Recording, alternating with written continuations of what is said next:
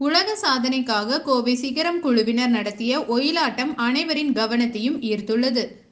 கோவையில் ஆண்கள், பெண்கள் 300க்கும் மேற்பட்டோர் கலந்து கொண்டு பாரம்பரிய இசைக்கேற்றவாறு ஒயிலாட்டம் ஆடி அசத்தினர்.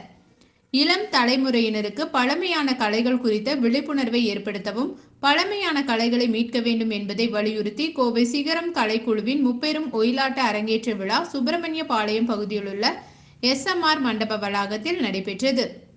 ஒயிலாட்டம், வள்ளி கும்மி, ஜமாப் இசை என ஒரு சேர நடைபெற உள்ள இதில் நாட்டுப்புற பாடல்களை பாட்டுக்கு ஏற்ப ஆண்கள், பெண்கள், சிறுவர், சிறுமிகள் என அனைவரும் காலில் சலங்கை கட்டி ஒயிலாட்டமாடி அசத்தினர்.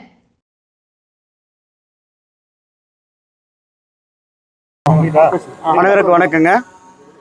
இது பார்த்தீங்கன்னா இந்த நிகழ்ச்சி கிராமிய கலைகளை ஊக்குவிக்கும் வகையில் அனைத்து கலைஞர்களும் சேர்ந்து இந்த நிகழ்ச்சியை உலகுக்கு கொண்டு வரணுக்காக ஒரு நோபல் வேர்ல்ட் ரெக்கார்டு அப்படிங்கிற ஒரு முயற்சி எடுத்து வச்சு கொண்டு வராங்க. நிறைய பேர் சொல்லிட்டு இருக்காங்க கிராமிய கலைகள் எல்லாம் அழிந்து வருதுன்னு சொல்கிறாங்க.